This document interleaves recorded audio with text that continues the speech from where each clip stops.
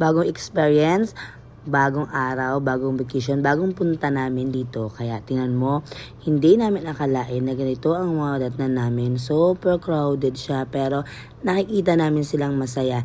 Ito yung mga hindi namin pinagplanuhan, walang plano, walang pagre-ready, kaya ganyan ang nangyari sa amin. Pero masaya naman, masaya na mas na pagod kasi nga wala kaming sariling ano tawag doon?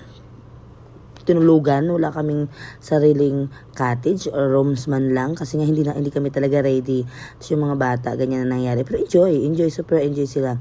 Alam namin lahat ng beach, lahat ng dagat crowded ngayon kasi nga bakasyon. Pero tumuloy kami kasi kahit wala kaming plano, hindi kami ready kasi nga alam namin na magito ang mangyari. Pero ang saya kasi ang dami-dami namin. Akala ko nga Divisoria to eh.